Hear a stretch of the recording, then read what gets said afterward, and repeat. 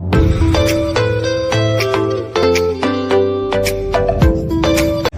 Everyone, मैं कविता स्वागत करती हूँ अपनी एक और नई वीडियो में। कैसे हैं आप सब? आशा करती हूँ आप सभी लोग स्वस्थ होंगे, मस्त होंगे और अपने अपने काम में व्यस्त होंगे। सो फ्रेंड्स, आज की वीडियो बहुत ही ज़्यादा इम्पॉर्टेंट है और बहुत ही अच्छा सा टॉपिक लेके आई हूँ। सो फ्रेंड्स, आज की वीडियो में मैं शेयर करने वाली हूँ कि आप किस तरीके से अपने जो कभी कदार कस्टमर आते हैं उनको रेगुलर कस्टमर कैसे बनाएं। तो कुछ आसान से टिप्स बताऊंगी जिनको फॉलो करके आप उन कस्टमर को रेगुलर कस्टमर बना सकते हैं और साथ ही साथ आप घर बैठे सही तरीके से कमाई कैसे कर सकते हैं। तो ये बहुत सारी जो ट्रिक्स मैं बताने वाली हूँ, ये मेरी खुद की आजमाई हुई ट्रिक्स हैं जिनको आप फॉलो करके बहुत ही अच्छा सा कस्टमर बेस बना सकते हैं। तो चलिए वीडियो को स्टार्ट करते हैं। और वीडियो अगर पसंद आए तो प्लीज़ वीडियो को लाइक ज़रूर कर दीजिएगा। चैनल पे अगर पहली बार आए हैं तो प्लीज़ सब्सक्राइब कर लीजिए। तो फ्रेंड्स, आज की वीडियो की स्टार्टिंग मैं कर रही हूँ सुबह 10 बजे से। तो मेरा किचन घर का सारा काम कंप्लीट हो गया था, बहुत जल्दी उठ गए थे और सारा काम कंप्लीट करने के बाद मैं सबसे पहले अपने कस्टमर का ही काम करूँगी, क्योंकि टाइम बहुत कम है, कपड़े बहुत ज़्यादा हैं। आप सबको तो पता ही है कि शादियों का सीज़न चल रहा है, प्लस फेस्टिवल भी आ रहे हैं। तो कहीं ना कहीं कस्टमर के कपड़े आते हैं तो ये लगता है कि जल्दी जल्दी इनको फिनिश कर देना है, क्योंकि और भी ज़्यादा आ गए तो बर्डन बहुत ज़्यादा बढ़ता जाएगा। तो ये जो ब्लाउज़ है ना, साड़ी ब्लाउज़ है, ये मेरी रेगुलर कस्टमर है, उन्हीं का है। तो काफ़ी अच्छा इसका काम है इस ब्लाउज़ का, और साथ ही साथ इसमें बहुत अच्छा वर्क भी है, साड़ी भी बहुत हैवी है। तो आप सब देख सकते हैं। और अभी मैं सबसे पहले क्या करूँगी, ये ब्लाउज़ निकालने के बाद सबसे पहले मैं अपनी दोनों साड़ियों पे फॉल लगाऊँगी। दोनों साड़ियों का मतलब है, ये जो मेरी रेगुलर कस्टमर है उसकी अभी जल्दी जल्दी शादी हुई है तो उसी का ये साड़ी ब्लाउज़ है। साथ ही साथ वो अपनी सासू माँ के भी साड़ी और ब्लाउज़ लेकर आई है। तो क्या होता है ना कि जब आप कस्टमर को अच्छे से बातचीत कर लेते हो, आपका रेगुलर कस्टमर होता है, तो वो भी चाहता है कि मैं ज़्यादा से ज़्यादा अपनी जो टेलर है ना उनको मैं बताऊं। अगर वो अच्छा काम करते हैं तो वो कहीं ना कहीं दूसरे लोगों को बताते हैं और आपके पास काम बढ़ता रहता है। ठीक है, तो यहाँ पर ये मेरी कस्टमर का है और सासू माँ का भी है। तो 2 साड़ियाँ आई हुई हैं, तो इनको हमें फॉल लगाना है और सिर्फ 2 से 3 दिन में ही ये दो ब्लाउज 2 साड़ी में फॉल पिको, ये सारी चीज़ें करके देनी है हमें बहुत जल्दी। तो इसीलिए मैंने जल्दी ही काम स्टार्ट कर दिया है।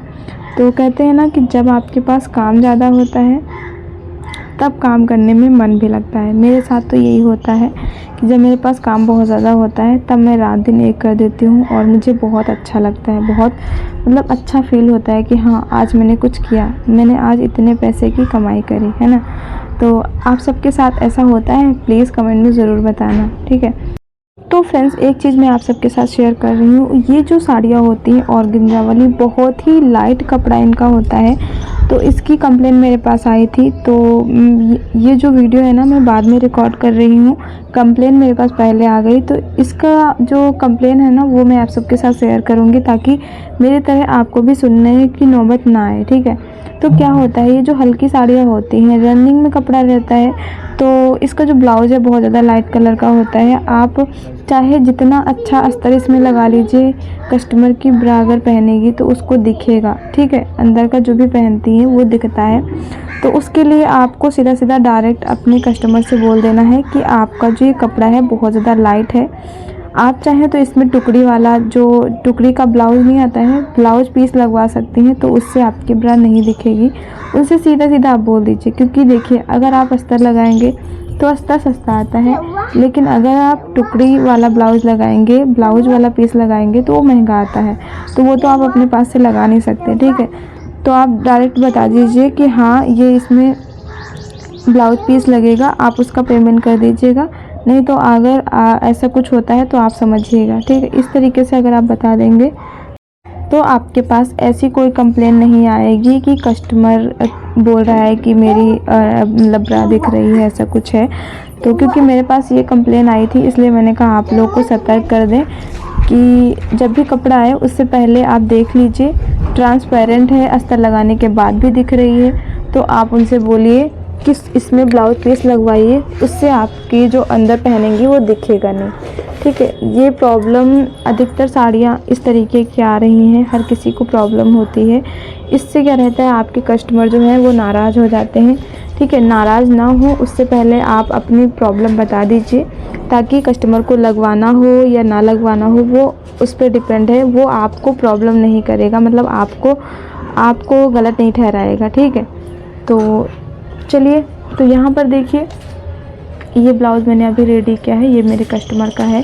और ये एक ब्लाउज़ मैंने अभी बनाकर रेडी कर दिया है। और अभी मेरे पास इन कस्टमर के 9 ब्लाउज़ हैं, क्योंकि उन्होंने 10 या 11 ब्लाउज़ दिए थे एक साथ ही साथ, तो उनके भी 9 या 10 ब्लाउज़ बनाने हैं। साथ ही मैंने सूट बना लिया है जो कि मेरे कस्टमर का है। तो अभी मौसम ना बहुत अच्छा हो रहा है, और मौसम अच्छा होते ही ना लोग अपने कॉटन के सूती ब्लाउज़ या फिर सूट सिलवाना शुरू कर दिए हैं। तो ये देखिए, ब्यूटीफुल सा सूट है जिसको उन्होंने फ्रंट से चौकोर नेक बनवाया है और बैक से बनवाया है यू शेप। ठीक है, तो ये देखिए, और इस तरीके के जो सूट होते हैं गर्मियों के लिए बहुत ज़्यादा अच्छे होते हैं। तो फ्रेंड्स, तो ये तो रहे मेरे सूट जो कि मुझे बनाने हैं और बनाया है मैंने। ठीक है, तो अब मैं आप सबके साथ आगे शेयर करूँगी प्रिंसेस कट ब्लाउज़ की स्टिचिंग, क्योंकि कटिंग तो ऑलरेडी मैंने शेयर ही कर दिया था आप सबके साथ। ये देखिए सूट है, मतलब जो कुर्ती मैंने दिखाई थी उसका ये नीचे का पटियाला सलवार है। साथ में मैं अभी बिट्टू की बनाने जा रही थी फ़्रॉक, तो ये फ़्रॉक का कपड़ा आप सब नीचे देख सकते हैं। ठीक है, तो ये तो रही मेरे आज की सिलाई जो कि मैंने कल किया था। वो सिले हुए सूट मैंने आप सबको दिखा दिए हैं, और जो मैं अभी स्टिच करने जा रही थी वो 2 साड़ियाँ जो कि मैंने आपको दिखा दिया है, और प्रिंसेस कट ब्लाउज़ की मैं स्टिचिंग करने जा रही हूँ। तो उसमें कुछ बताने लायक है नहीं, तो मैं अब सीधा अपने टॉपिक पर आती हूँ। तो फ्रेंड्स, क्या होता है ना कि अगर आपको रेगुलर कस्टमर बनाने हैं, जो भी आपके पास कस्टमर आ रहे हैं, ठीक है, सबसे पहला पॉइंट आपको उनसे अच्छे से बात करनी है। क्योंकि जैसे ही कस्टमर आपके पास नया आता है तो सबसे पहले आपका वो बिहेवियर देखता है कि जो मेरा टेलर है वो कैसे बात करता है। ठीक है, देखिए, अगर कोई कस्टमर आया है तो आप उससे अच्छे से बात करिए, साथ ही साथ उसे बैठने के लिए बोलिए। ठीक है, और अगर पहली बार आया है तो उससे चाय नाश्ते के लिए भी पूछ सकते हैं, कुछ खाएंगे पिएंगे। वैसे ऐसा कुछ बोल देंगे तो ज़रूरी नहीं है कि हर कोई बोलेगा कि हाँ चाय मंगा दो या फिर खाने के लिए मंगा दो, ऐसा कुछ नहीं है। लेकिन क्या होता है, जब आप इस तरीके की बातें कर लेते हैं तो कस्टमर बहुत खुश हो जाता है, और साथ ही साथ कस्टमर ये बोलता है कि हाँ चलो इस जगह पे अच्छा, मतलब उसका जो टेलर है ना वो बहुत अच्छा बिहेवियर है, तो मैं यहीं से सिलवाऊंगी। ठीक है, पहला पॉइंट आपका ये कि आपका बिहेवियर कस्टमर के साथ अच्छा होना चाहिए। ठीक है, अब हम आते हैं नेक्स्ट पॉइंट पर।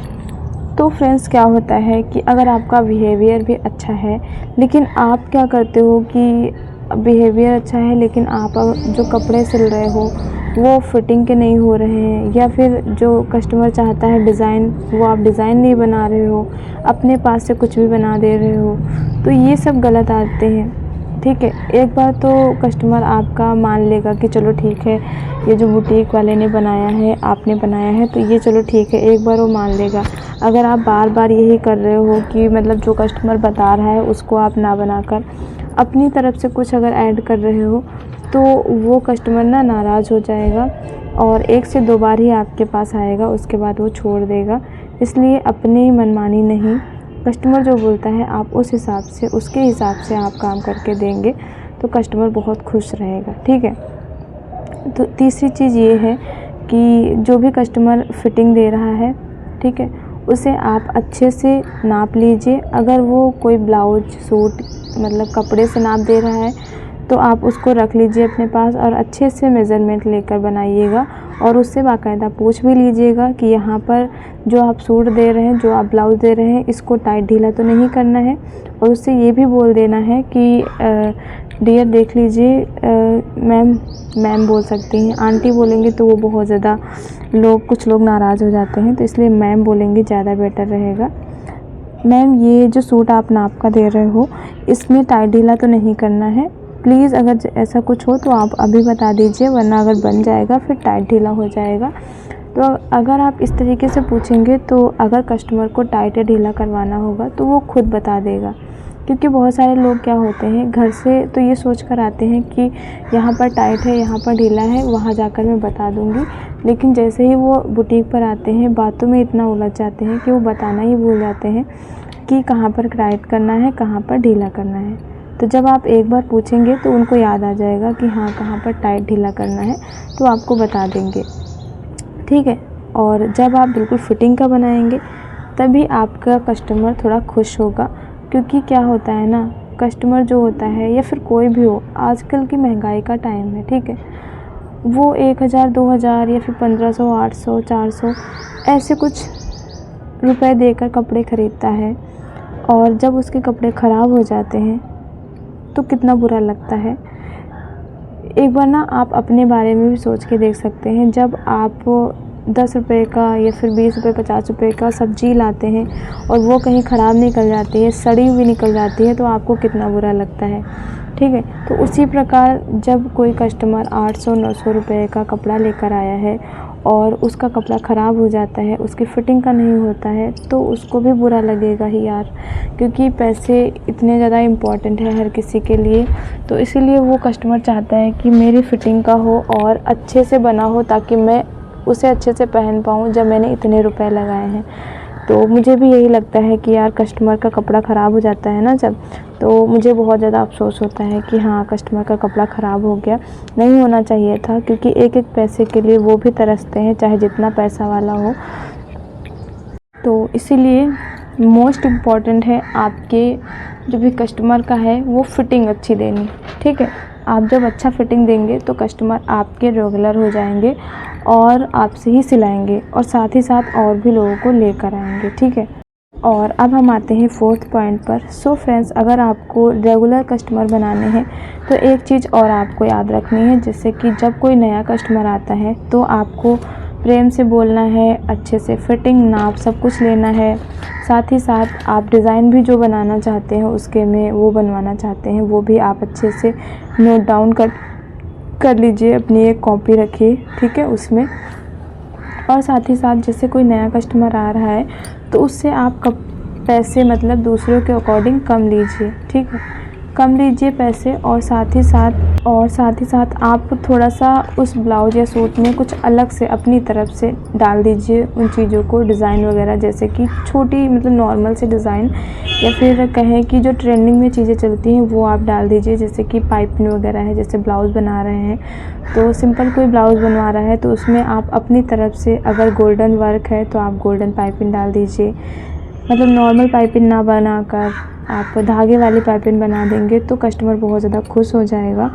और अगर आप पहला इंस्पिरेशन क्या बोलते हैं, पहला प्रभाव अगर आप अच्छा डालेंगे तो डेफ़िनेटली वो कस्टमर आपके हो जाएंगे और हमेशा आपके ही बुटीक पर आएंगे, ठीक है। क्योंकि वो देखेंगे कि हाँ, पैसे भी कम लिए हैं और जितना मैंने बोला था उससे कहीं ज़्यादा अच्छा काम भी किया है, फिटिंग भी अच्छी है, तो वो आपके ही कस्टमर हो जाएंगे। और साथ खुद तो आएंगे ही, साथ में और भी लोगों को लेकर आएंगे।